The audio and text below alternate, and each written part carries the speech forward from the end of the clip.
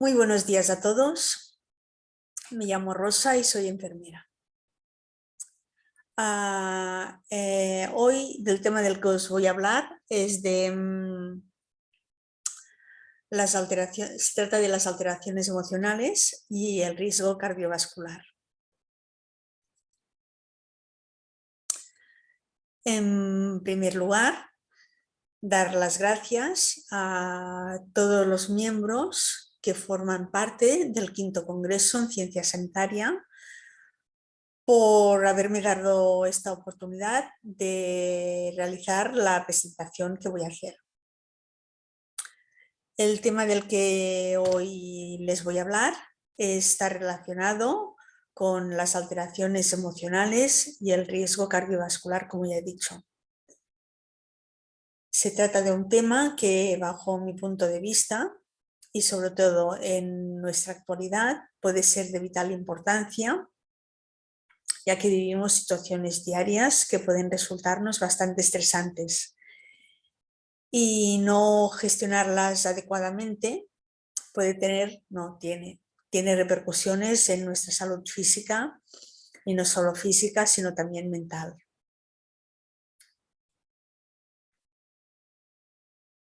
Bueno, la enfermedad cardiovascular tiene una elevada incidencia y se trata de un problema de salud pública. Los factores psicosociales, como son el estrés y la ansiedad, son algunos de los factores de riesgo. La Organización Mundial de la Salud, la OMS, afirma que un 80% de esta patología se puede prevenir. Para poder desarrollar buenas estrategias de prevención es fundamental un abordaje integral y multidisciplinar. Bueno, no solo multidisciplinar, sino también interdisciplinar, dirigida al paciente y a su entorno más próximo, la familia o aquellos amigos más allegados. También pueden ser familia. La enfermera es el profesional capaz de coordinar y liderar la organización de un programa pluridisciplinar que sea eficiente para lograr un servicio integral de prevención. Desarrollar un buen plan de enfermería es fundamental para poder poner en práctica una correcta asistencia al paciente y realizar nuestra tarea de forma profesional, organizada, estructurada, lógica y sistematizada, ¿vale? Haremos un pequeño repaso e incidiré en algunos de los patrones que pueden estar alterados relacionados con el estrés y basados con los patrones de los que ya habla nuestra conocida Virginia Henderson. También repasaré algunos de los diagnósticos, objetivos de intervenciones que podemos hacer desde el Nandaning NOC y realizarlos en nuestra consulta, ¿vale? Considero que hay mucho trabajo por hacer, ¿eh? En nuestra consulta no se trata de ir, no de globalizarlo todo y abordarlo todo, sino que se trata de hacer tareas pues poquito a poco, sin agobiarnos. Si abordamos muchos aspectos, el paciente puede llegar a agobiarse y abandonar la consulta, ¿vale? Lo que queremos es que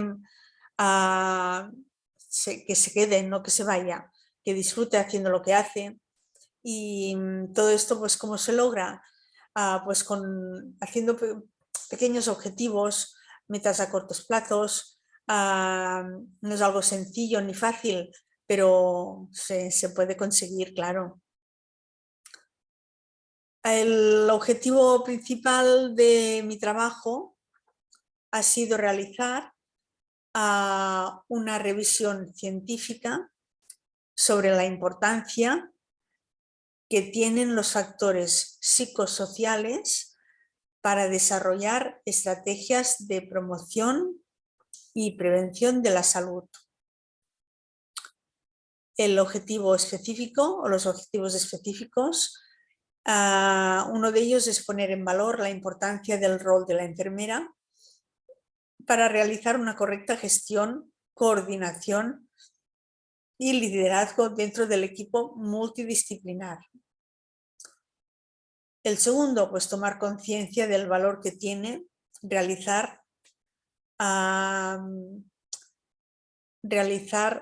una educación sanitaria para la prevención de posibles complicaciones y promoción de la salud. El último, pues fomentar la cultura de la seguridad relacionada con el paciente y su entorno.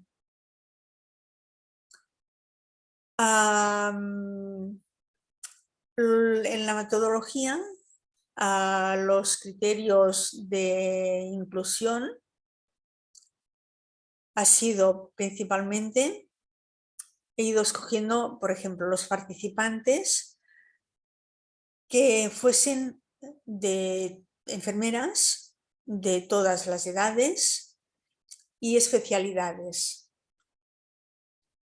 Esto pensaba que era muy importante porque no puedo decir voy a coger solo las enfermeras que trabajan en una unidad o las de centro de asistencia primaria, no. Estudios que incluyan los conceptos de gestión del estrés y patología cardíaca como competencias de una enfermera. Esto es básico para el trabajo, claro. Enfermeras de todos los ámbitos laborales de atención. Los artículos que he escogido son artículos digitales donde se realice investigación con diseños, tanto cuali como cuantitativos. Es decir, y revisiones sistemáticas, no he encontrado ninguna. Artículos relevantes relacionados con la reflexión de expertos sobre el tema. Esto sí, ¿eh? Los criterios de exclusión son principalmente artículos que sean de una fecha superior a los 6 años desde la actualidad. Aquí tengo que decir que he cogido alguno que aunque supere los 6 años, me pareció muy interesante, no era caduco, y, es decir, era actual y lo he incluido. Artículos relacionados con pacientes menores de edad, eso sí, los eliminé. Artículos que no tengan un acceso libre. Esto pues tengo que decir que aquellos artículos que son de pago ya no los miré y los de libre acceso, los gratuitos. La búsqueda, pues me dediqué a realizar una búsqueda durante este mes de febrero de este año. Las palabras clave que usé fueron estrés, enfermedad cardiovascular, factores psicosociales y ansiedad. El operador booleano que utilicé fue el i y el an. Principalmente no busqué, no usé otro.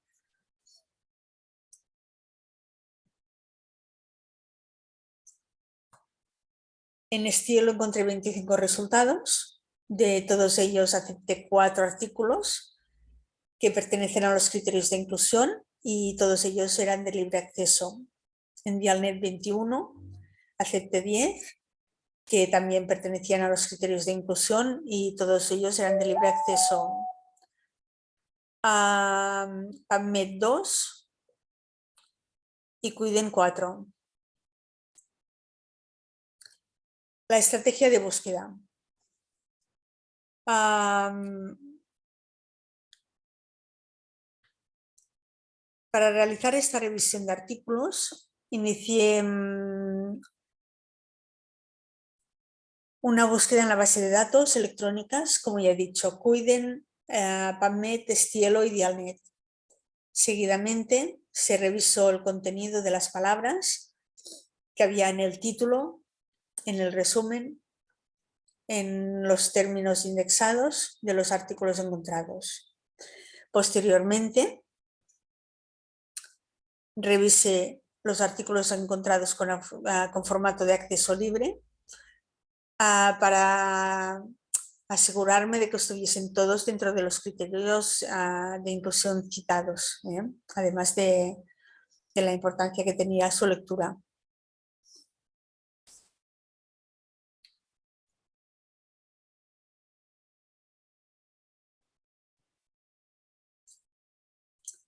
Exacto, la revisión de la literatura, las palabras clave, los artículos, como veis, las bases de datos, los criterios de inclusión y de exclusión, ¿vale? La bibliografía usada, la revisión de los artículos y también acabo con una reflexión y experiencia personal y profesional. Resultados. A ver, según la OMS, el 31% de las defunciones son debidas a enfermedades cardiovasculares. De hecho, es la primera causa de muerte en todo el mundo. Poca broma. Estadísticamente hablando, mueren más mujeres que hombres. Según el INE, Instituto Nacional de Estadística, mueren más mujeres que hombres, un 6% más. Según datos de la Fundación Española del Corazón, el número de muertes por patología cardiovascular aumentó en el 2019. Según la OMS, la patología cardiovascular se puede prevenir y se puede prevenir de diferentes formas y fundamentalmente creando hábitos de vida cardiosaludables como una alimentación variada, realizar actividad física regularmente y eliminar hábitos tóxicos como el tabaco y el alcohol. Según la RAE, el distrés significa pena o aflicción. Es un término anglosajón. Se trata de la adaptación de las personas a una situación que para ellos supone un peligro para su bienestar. Esta situación supera habilidades personales para poder afrontarla. Cuando este nivel es alto y es desproporcionado, puede suponer un problema para la salud mental del individuo, aunque de hecho un determinado nivel de estrés en la vida de las personas puede llegar a resultar beneficioso y de hecho es necesario para poder realizar nuestras actividades y rutinas diarias. En este caso estamos hablando de un término más positivo, se llama llamado eustrés. Según la literatura revisada, existen diferentes factores que son estresantes como determinadas situaciones vitales. Los impactos que nos produce en nuestra vida una situación nos puede resultar muy estresante. El rol que ejercemos en nuestra vida diaria. Esto también puede ser muy estresante. Las situaciones de nuestras vidas que percibimos como adversas, para unos a lo mejor no lo son, pero para otros sí lo son y el estrés que les provocan es elevado. Un conjunto de situaciones que percibimos como más o menos estresantes en función de cómo reaccionamos delante de ellas. Es decir, no todos reaccionamos igual, por lo tanto, las vivimos diferentes.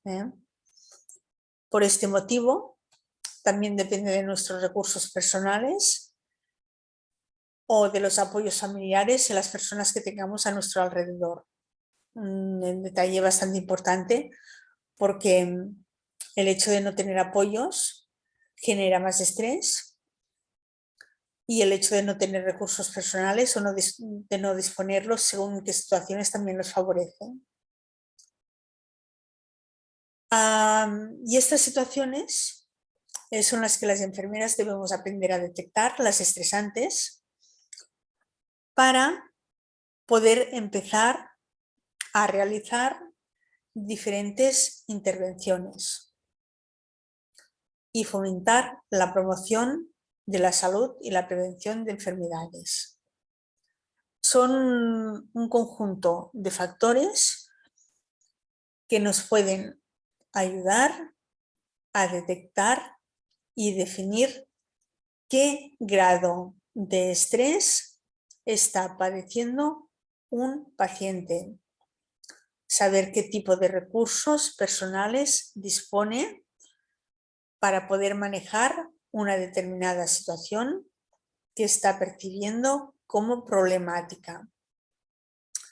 Para detectar y definir qué grado de estrés hay muchos test, ¿vale? No los he mencionado, pero simplemente haciendo una búsqueda se pueden encontrar qué tipos de test hay y a lo mejor también nos sirven para detectarlo. Las enfermeras y todos los profesionales debemos trabajar de forma no solo multi, sino interdisciplinar para detectar y prevenir qué situaciones de riesgo plantea cada persona. De la misma forma que debemos fomentar actuaciones para promover la salud de los pacientes y, como buena gestora, detectar qué casos se deben derivar a un especialista. Fijaros en esto porque creo que es algo muy importante y hay que destacar. No podemos abordarlo todo. Hay que detectar qué casos o qué personas están en un riesgo más elevado y derivarlos a un especialista. Tenemos que hacerlo porque es fundamental que el paciente, al final es por un beneficio del paciente y no nos perjudicaremos nosotros, vamos a perjudicar a él, directamente también a nosotros, pero bueno, lo que pensamos es que tiene que ser el paciente el que salga más beneficiado de todo esto. Por lo tanto, caso que veamos que puede estar en riesgo o está en riesgo y que hay que derivarlo, hay que hacerlo. No se puede tratar todo. Entonces, sigamos. Como se mencionó, existen diversos factores de riesgo, tanto individuales como sociales.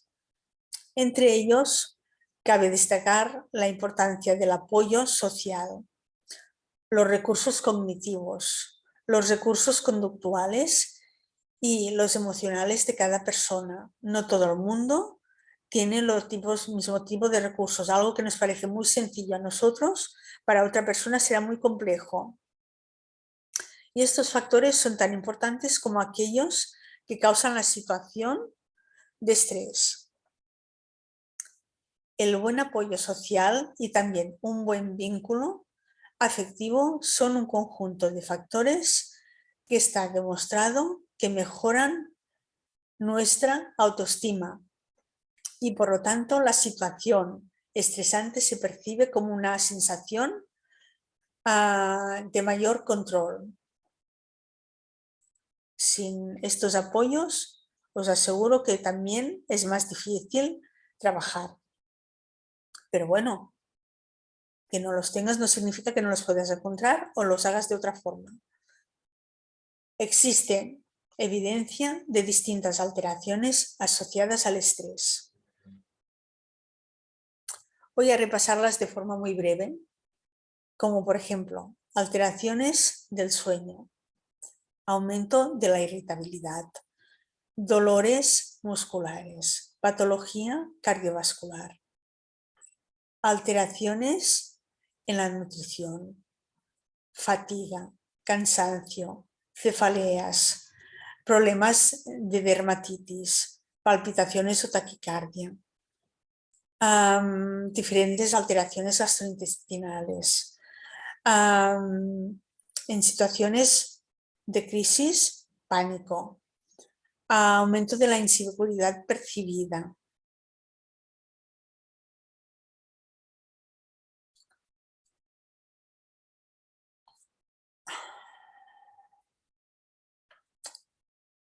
Voy a realizar una pequeña pincelada y a detectar algunos de los patrones que pueden estar alterados partiendo de las necesidades básicas según Henderson. Hay muchos patrones, ¿vale? Perdón, hay muchas situaciones y he puesto algunos de los ejemplos que pueden estar, algunos patrones pueden estar alterados como el patrón de la respiración. Cuando estamos alterados, pues igual podemos llegar a hiperventilar. El patrón de la movilización, cuando no realizamos actividades físicas.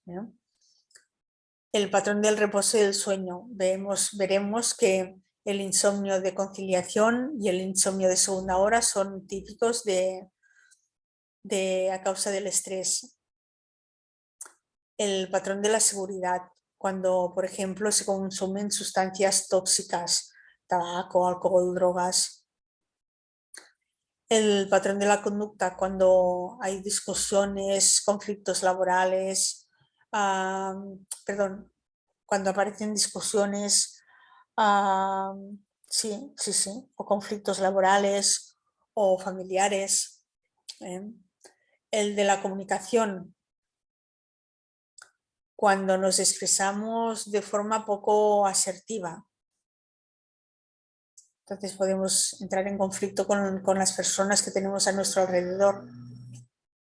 El de las creencias o valores, cuando entran en conflicto algunos de nuestros pensamientos o creencias, se vienen abajo algunas creencias, perdemos aquellos valores con los que creíamos tanto y todo se nos viene abajo. El trabajo, cuando surge algún conflicto laboral, cuando hay estrés laboral, cuando hay sobrecargas de trabajo y no sabemos cómo gestionar. El patrón recreativo, cuando no tenemos ocio o nuestro ocio es muy escaso o existen dificultades para encontrar actividades recreativas que nos gusten y las disfrutemos.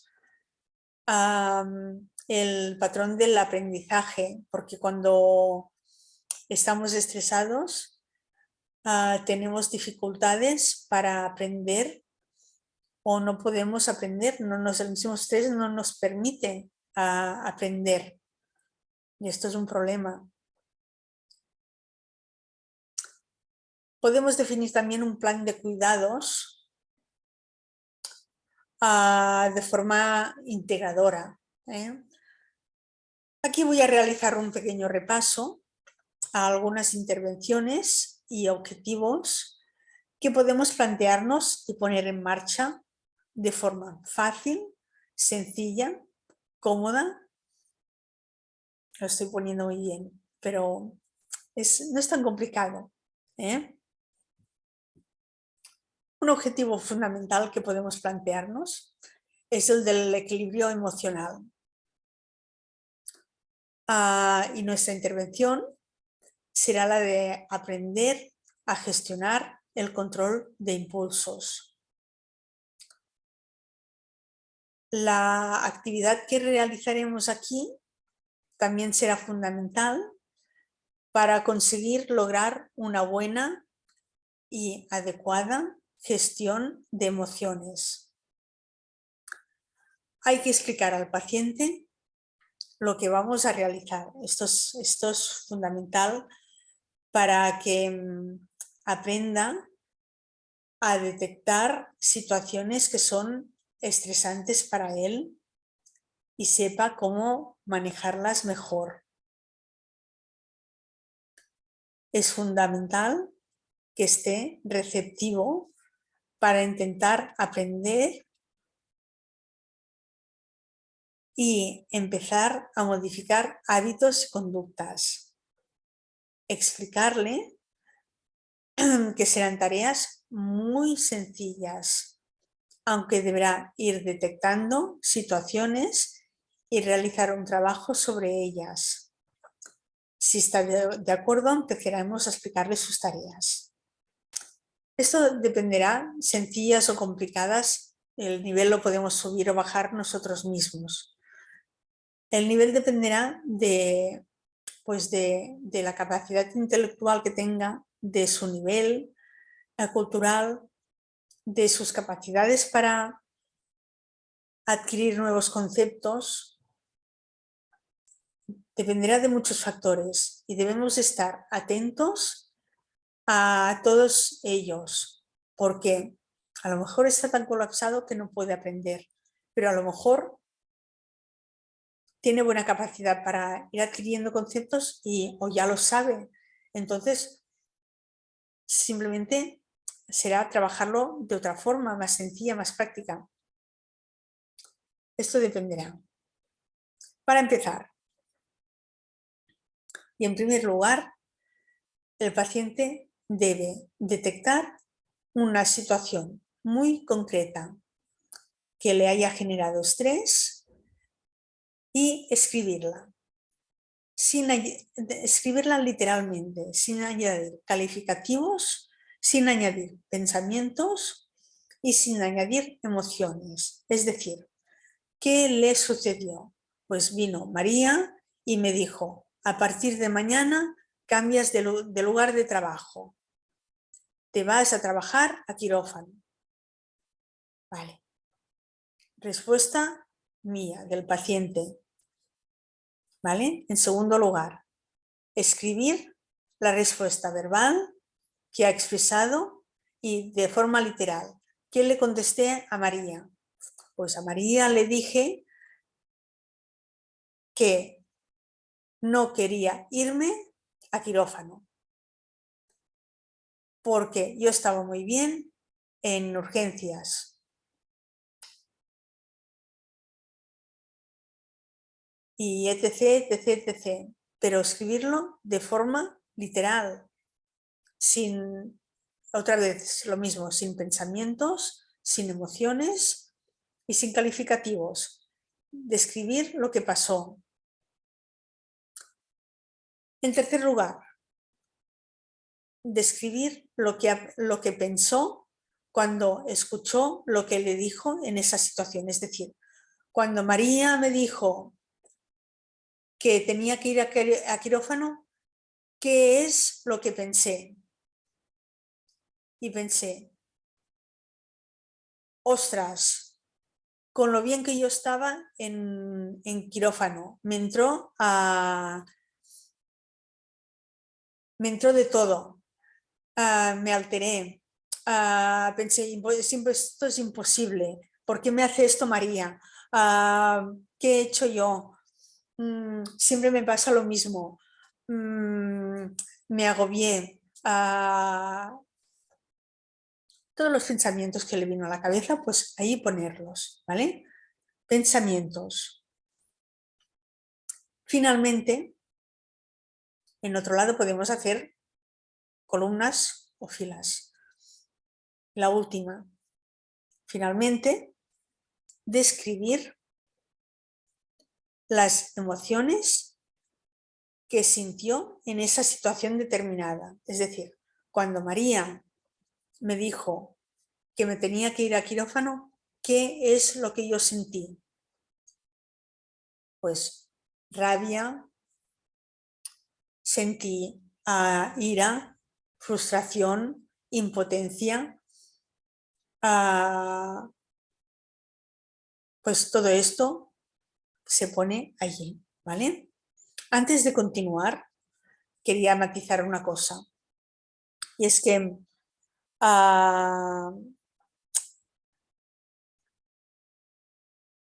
no sabemos qué conceptos tienen claros o no los pacientes, y son importantes para trabajar. Entonces, deberíamos ir también trabajando diferentes aspectos que van a salir en la situación planteada, ¿vale? Por ejemplo, ¿tenemos claro lo que son las emociones de lo que son los sentimientos? Emoción más pensamiento, emoción rabia, pensamiento me agobié, me sentí impotente, sentimiento, ¿vale? La emoción es algo muy corto, muy breve, la rabia, la ira de ese momento. Sentimiento es un espacio más largo, estoy enamorado, ¿vale? Entonces, estos aspectos hay que matizarlos, así por lo menos se van diferenciando, se van definiendo un poquito para aclararlo y para poder trabajarlo, ¿vale? Si no lo recuerda o no lo sabe, se lo preguntaremos, que es la forma más fácil y sencilla de explicar, de saberlo, y le explicaremos la diferencia entre ellos, y de esta forma podrá expresar mejor qué sintió en una determinada situación, ¿vale? Otro aspecto que podemos trabajar, no siempre en la misma sesión, sino en el mismo día, sino en diferentes días, el tema de la actitud y la aptitud. Es diferente nuestras actitudes, que estamos predispuestos a hacer determinadas cosas o no lo estamos, ¿vale? O las aptitudes. Tenemos buena mano para tocar el piano o para pensar de forma lógica o para gestionar. Y por eso podemos sacarlo a la luz y puede suceder lo mismo, que lo mezclamos todo, ¿no? Queda todo allí un una amalgama de conceptos, y también podemos explicarlo de forma sencilla, como en esta diapositiva, que me parece algo sencilla, pero que la podemos proporcionar al paciente, y así de forma visual vemos en este ejemplo, y que nos permitirá pues aprender a detectar cuál fue nuestra actitud delante de una determinada situación y cuáles son nuestras aptitudes y logros que hemos realizado o podríamos realizar o que no hemos realizado. Por ejemplo, en nuestro ejemplo, pues claro, nosotros estábamos en urgencias. ¿Cómo nos va a decir María que somos aptos? Yo puedo tener una actitud muy proactiva, pero yo soy apto para ir a trabajar a quirófano si no tengo ninguna formación. Pues me puedo enfadar porque yo ya tenía mi sitio en urgencias, ¿no? Entonces, es importante determinar, diferenciar esta actitud de la aptitud, ¿no? A lo mejor es un ejemplo que no es muy válido, pero bueno, para ir encajando piezas.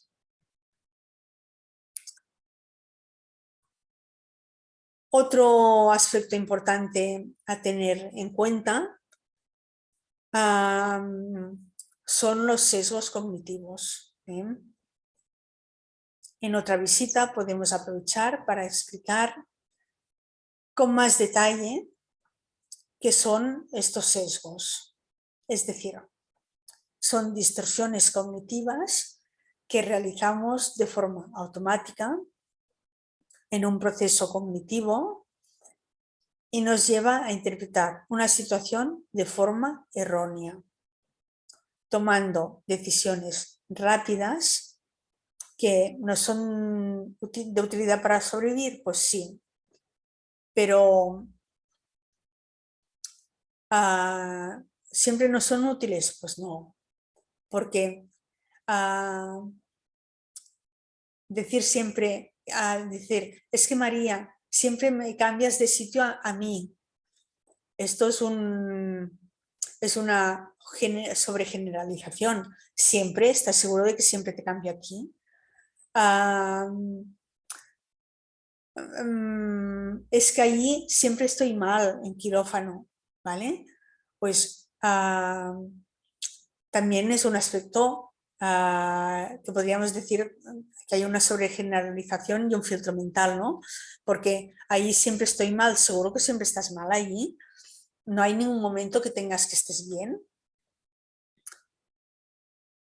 Y esto nos puede ayudar a definir y a separar, ¿no? Y a cambiar nuestra estructura mental, porque el siempre, el poner las etiquetas a los demás, el fijarse en aquellos aspectos más negativos, es que si voy allí siempre me pasa o me va a pasar algo malo, catastrófico, muy catastrófico, ¿no? O fijarse solo en aquellos aspectos negativos, ¿no? Los filtros mentales. O es que si voy allí estará Marta y Marta cree que yo no lo hago bien, una lectura mental, ¿no? ¿Cómo sabes que Marta, si no te lo ha dicho, cómo sabes que Marta piensa eso, ¿vale? Pues todo eso también es muy importante para ir definiendo y darnos cuenta de cómo pensamos para cambiar estos pensamientos, emociones y actuaciones. Es decir, una cosa va en consonancia con otra. Si cambiamos nuestra forma de pensar, podemos cambiar nuestra forma de hacer. Pues entonces, explicar lo que son y los tipos que hay de forma gráfica y sencilla, con dibujos como anteriormente lo he hecho, con ejemplos, puede ayudar al paciente delante de la descripción de una situación, qué tipo de distorsiones está realizando, porque todos las hacemos, más o menor medida, y posteriormente, como he dicho, modificarlas si es necesario. Otro aspecto que podemos trabajar, no los tenemos que trabajar, no sé si lo he dicho, pero no hace falta trabajarlos todos en una misma sesión, pero en una misma consulta, pero depende de cómo esté de receptivo, del nivel cultural de una persona, ya lo he dicho antes, esto puede ir modificándose. Podemos ir más rápido, más deprisa, algo más lentos, perdón. Otro tema que podemos trabajar, lo que está en mis manos y lo que yo puedo decidir y lo que yo no puedo decidir o no está en mis manos. Es la toma de decisiones. Detectar y aprender que hay cosas, eso, que están en nuestras manos y podemos realizar, y existen cosas que por mucho que queramos, ni están en nuestras manos y ni podemos decidir. Es importante saber que no tenemos el control de todo y no todo está bajo nuestro control. Esto permitirá detectar en una situación qué es lo que realmente estaba en nuestras manos y pudimos hacer, o lo que no estaba y por lo tanto no sentirnos culpables por no haberlo hecho, ¿vale? Por ejemplo, aquello que yo hago sí está y puedo decidir, está en mis manos, pero aquello que hacen los demás no está en mis manos, no puedo decidirlo. Aquello que yo digo, pues sí puedo decidir lo que yo digo, pero aquello que dicen los demás yo no puedo decidirlo, ¿vale? Pensar, pues lo mismo, aquello que yo pienso, pues sí está en mis manos decidir lo que yo pienso, pero lo que piensan los demás no está en nuestras manos. En los sentimientos, pues sucede lo mismo. Lo que yo siento, pues mira, es mío, pero lo que sienten los demás, yo ya no puedo, aquí ya no puedo meterme, ¿no?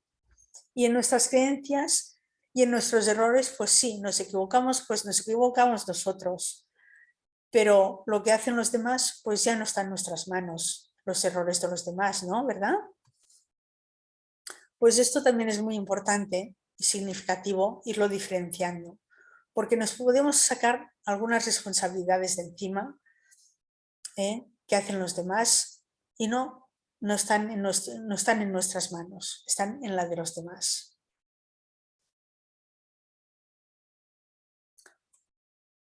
Otro concepto a trabajar, y creo que también es importante, estoy diciendo los que son para mí más básicos y más importantes.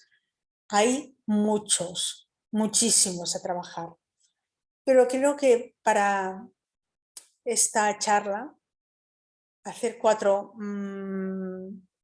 pinceladas sobre los más básicos puede ser ya bastante importante y primordial, ¿vale? Diferenciar entre aquello que es importante y aquello que no lo es, lo que es urgente y lo que no lo es. Priorizar tareas. En nuestro día a día hay multitud de tareas por realizar y a menudo se nos acumulan. Nos falta tiempo para terminar las cosas, nos agobiamos y a menudo expresamos frustración e impotencia el hecho de que no podemos terminarlo todo. Es decir, los correos electrónicos son tan importantes o son tan urgentes leerlos. Los WhatsApps que recibimos diariamente son tan importantes o tan urgentes como para leerlos todos cada vez que nos llegan. Pues no, no lo son. Y tenemos que aprender a dejar un espacio para leer eso, pero no estar pendiente siempre de ellos, porque perdemos tiempo y el tiempo para nosotros es muy valioso. Esto lo podemos explicar al paciente, que aprenda a detectar qué situaciones de su vida son más importantes o necesarias para mejorar su situación diaria y que se pueda organizar mejor. De esta forma podrá eliminar actividades o tareas que no considere que sean tan importantes. Hay actividades que lo único que, como he dicho antes, que nos aportan es pérdida de tiempo y es fundamental aprender a detectarlas y empezar a prescindir de ellas. Periódicamente podemos ir realizando una revisión de nuestras actividades para ir detectando cuáles de ellas merecen ser atendidas y merezcan nuestro valioso tiempo. Aprender a detectar estas situaciones nos permitirá gestionar mejor una determinada situación que no es tan importante como para dedicarle nuestro tiempo. Como he dicho antes, WhatsApps, correos, vídeos, bromas que recibimos a diario, mensajes grupales. Todo esto saca tiempo a nuestro trabajo. Si lo queremos perder o lo podemos dedicar y lo queremos dedicar, le podemos dedicar, no hay ningún problema, pero luego no nos quejemos de que nos falta tiempo, ¿vale? Lo que hay que hacer ahora mismo, hay que detectarlo como importante y urgente. ¿Leer un WhatsApp es importante? O lo mismo, no le tengo manía a los WhatsApps, pero Importante y urgente es prioritario, ya mismo, hay que hacerlo. No es importante, no es urgente, eliminarlo, no realizarlo, ¿vale? Es un algoritmo muy fácil, muy sencillo, ¿vale? Hay cosas que también podemos delegar que son importantes, pero no son urgentes, ¿vale? Y le podemos confiar a alguien esa tarea. Otras que no son tan importantes, pero sí son urgentes. Y hay que decidirlo. ¿Cuándo y cómo lo haremos? ¿Vale? Pero creo que es muy sencillito y se entiende bien cómo lo podemos organizar para facilitar nuestra vida diaria. ¿Eh?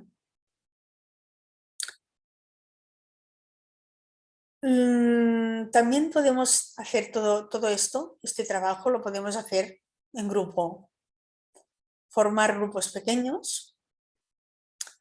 Si tenemos un conjunto de gente que puede congeniar o pensamos que puede congeniar, tener en cuenta que los pacientes tienen que estar motivados para hacer esta tarea y para asistir, continuar las reuniones grupales, es decir, si no están motivadas, pues a lo mejor abandonan, entonces tienen que tener ganas. Tenemos que poner unas normas para la asistencia, para que entre ellos se respeten, haya una buena interacción, exista una participación activa. Tiene que ser un grupo donde o intentemos que se expresen y no tengan miedo a compartir las situaciones problemáticas, porque si son tímidos e introvertidos, pues a lo mejor les resultará más complicado. Si aceptan, pues mejor que mejor. A lo mejor al principio solo escucharán, luego poco a poco se verán más confiados y irán interviniendo, expresarán sus pensamientos, emociones, cómo afrontan en la gestión de las situaciones. También podemos hacerlo de otra forma y reducir ese formalismo, cambiarlo y hacer juegos de rol. Poner a un grupo, a unas personas en situaciones de riesgo, perdón, poner a unas personas en una situación y las otras en otras situaciones que se afronten y que tomen las soluciones, que unos hagan, es decir, poner situaciones de riesgo y que las afronten, que resuelvan el problema, ¿vale? A ver cómo se defienden. Y luego comentar la situación, cómo se han visto, cómo no se han visto, qué han hecho, pues lo mismo, ¿eh? Hay que saber que para hacer el grupo hay que dejar espacio para que puedan surgir las aclaraciones. Si hay dudas, también para que puedan aclararlas. Y a lo mejor tiene ganas uno de huir o de salir en un momento puntual porque se ha agobiado, porque se ha estresado, porque no se encontraba cómodo, pues que salga. Luego ya volverá, ya dirá, oye, pues mira, me ha pasado esto, me he sentido así, necesitaba llorar, pues bueno, puedes llorar, ¿eh? Puedes expresar tu rabia de forma canalizándola, ¿eh? No de forma agresiva rompiendo todos los muebles de la sala, ¿vale? Esto hay que aprenderlo. Pues trabajar todas estas situaciones nos puede llevar a un buen cambio de hábitos y aprender a detectar y manejar mejor las situaciones que nos generan estrés. Es importante realizar una escucha activa en todo momento y hacer saber que estamos ahí fomentando el apoyo emocional. En todo esto es fundamental ayudar al paciente en todo este camino, fomentando la detección y expresión de emociones si lo necesita, que lo va a necesitar. Si vemos que no se está, que se contiene, que no se está dejando, que no expresa sus emociones, ahí hay un problema, porque en algún momento todos van a salir, a explotar de alguna forma, lo tienen que hacer, se tienen que desahogar.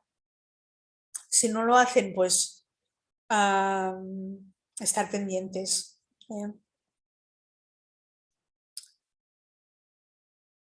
Como profesionales, cabe recordar que, tal y como dije anteriormente, debemos estar atentos y, delante de algunas situaciones, derivar al paciente a otros profesionales. Sobre todo, no tengamos miedo a ello, hay que hacerlo. Otro aspecto que podemos trabajar, dejando este breve recorrido, otro importante es el estilo de vida que realiza el paciente. Si detectamos que tiene un estilo de vida sedentario, el hecho de motivarlo para el cambio puede ser muy importante para reducir los niveles de estrés.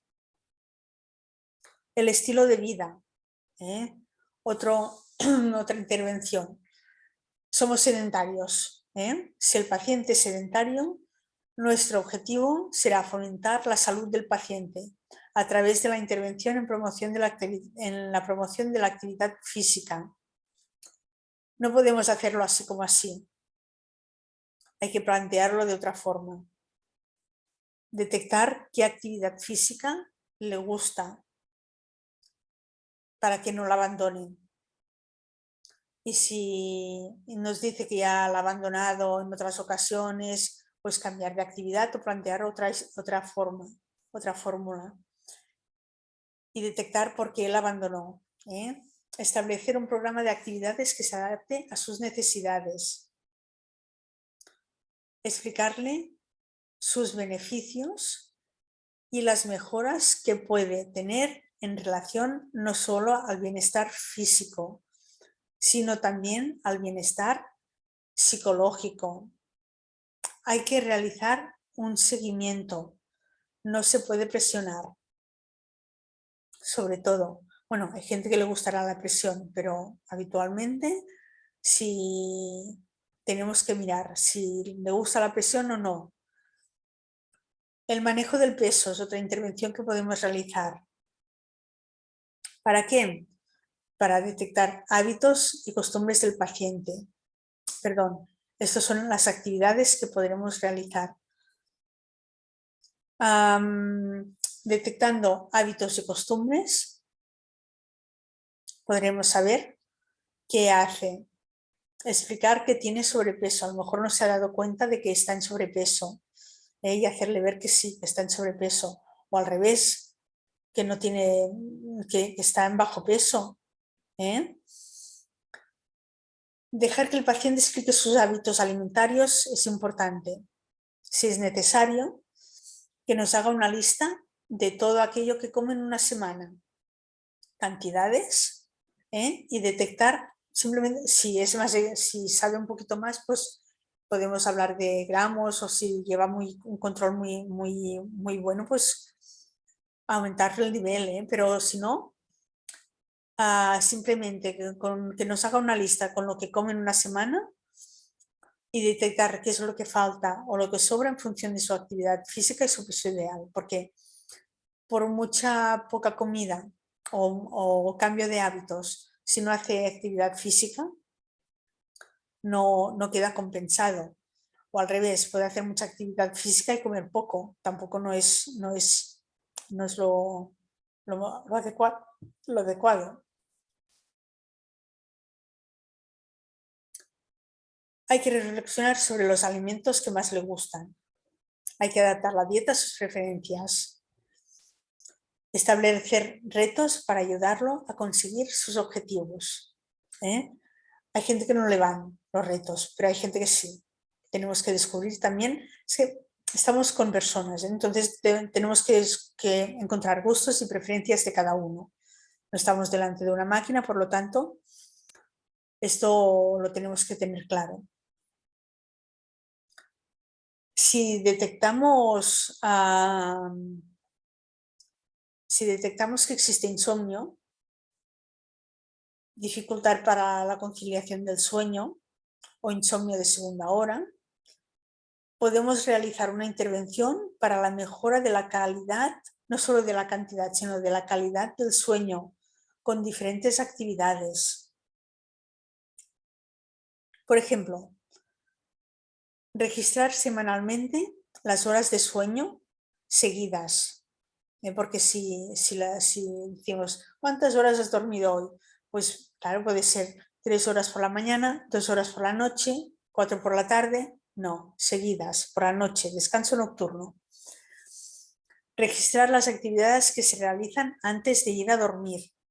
Es decir, me he puesto una película de acción y tiros y seguidamente me voy a dormir y no he podido. Claro que no has podido.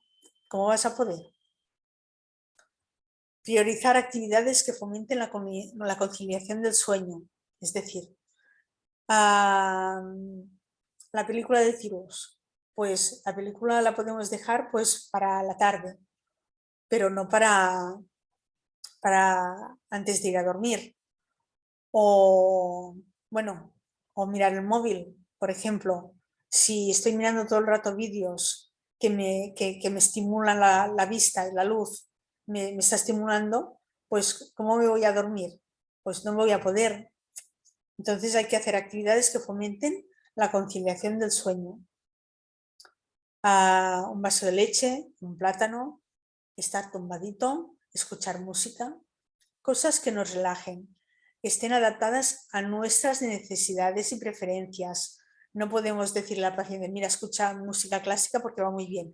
Si es que le da una patada y no me gusta, pues no, hay que cambiarlo.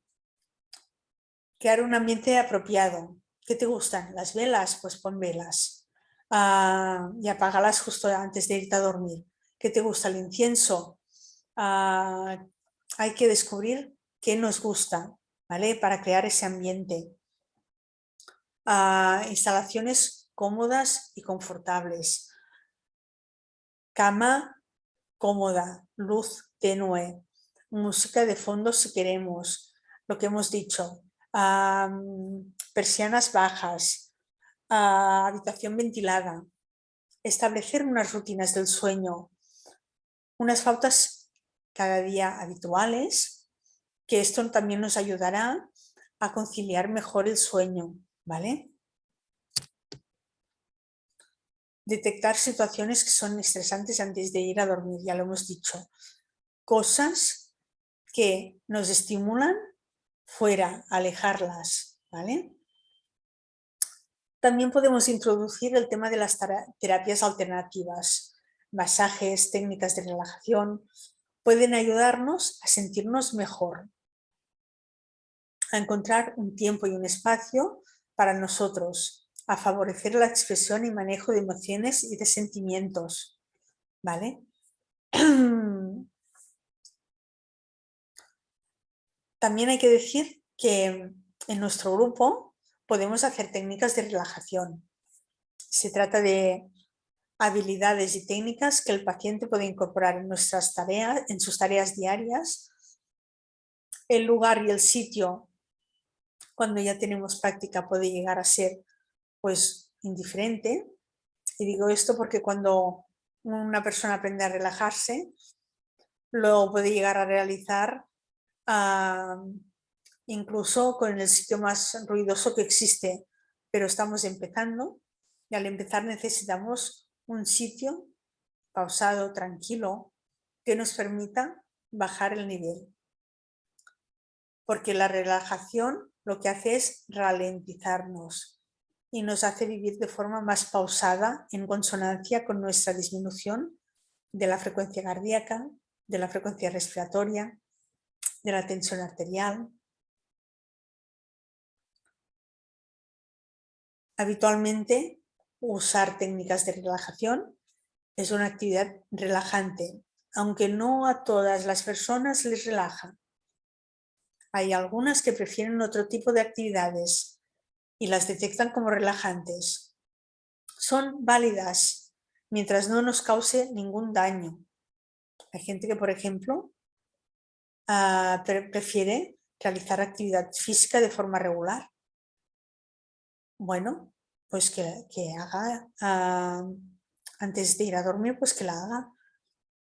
No es más estimulante, pero bueno, si le va bien, al sentirnos mejor con nuestro cuerpo, esto va a repercutir en nuestro estado de ánimo y por lo tanto disminuir nuestro nivel de estrés, favoreciendo la conciliación del sueño.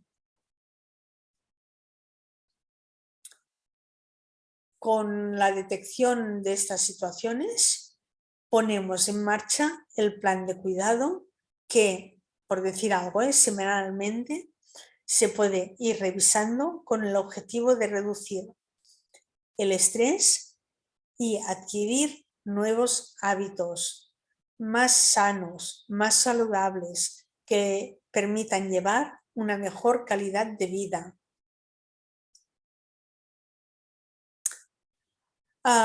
Permite aumentar la resiliencia. La resiliencia no se trata de una habilidad personal, sino que es una determinada característica que implica tanto a la persona como a su entorno y permite afrontar una determinada adversidad de forma más saludable. En definitiva, es todo el equipo el que realizará el diseño de la intervención a realizar, de poner en práctica las diferentes actividades, protocolos, talleres y técnicas para fomentar una buena resiliencia en las personas y de esta forma poder afrontar mejor los factores de estrés para el individuo.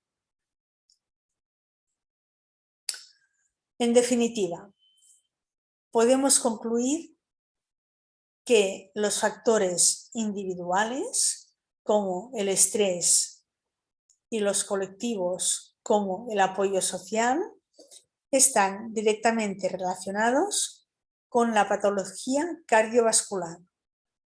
Las variables en las que hemos incidido, que son las psicosociales, están directamente relacionadas con el riesgo de sufrir patología cardiovascular. De forma general, sin llegar a profundizar, se ha realizado una valoración objetiva del paciente y se ha analizado de forma crítica la información que se ha recogido.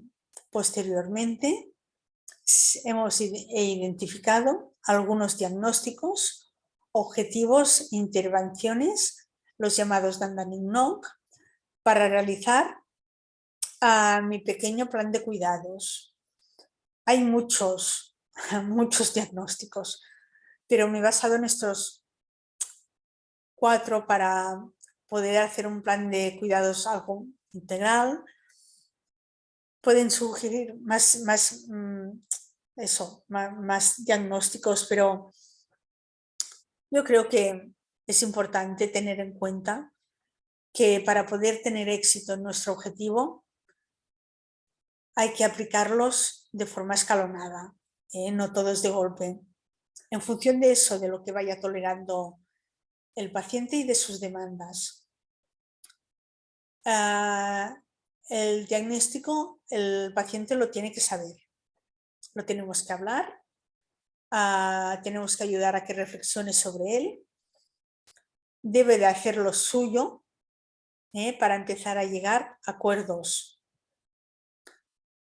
de que son actividades de que las actividades, cuáles serán las mejores para él en función de su tiempo, de su disponibilidad, de su organización. Posteriormente también debe saber que hay un seguimiento, ya lo iremos esto simplemente para empezar no quiero agobiarle, ¿vale? Pero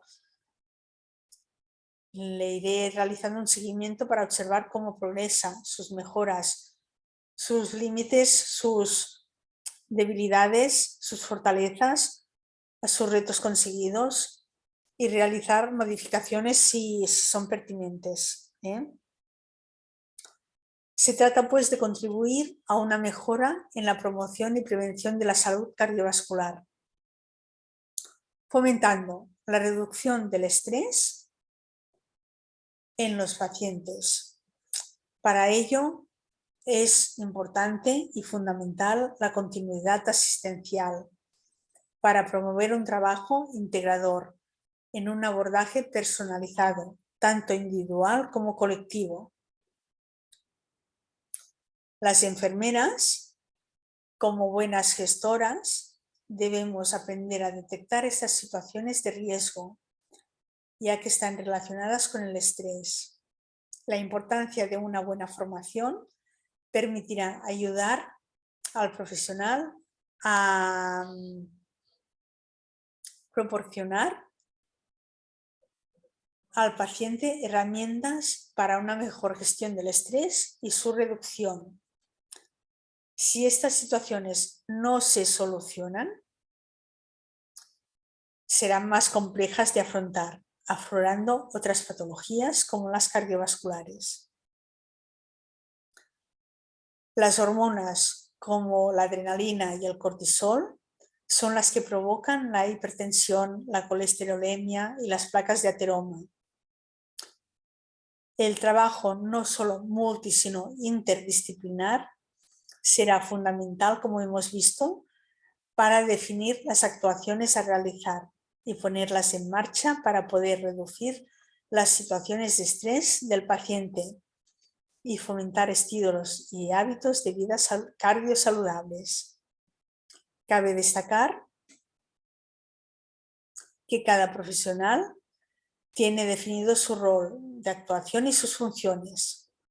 La enfermera, como buena gestora, será la que coordinará el programa de promoción y prevención con el objetivo de que el paciente disminuya el riesgo de sufrir patología cardiovascular.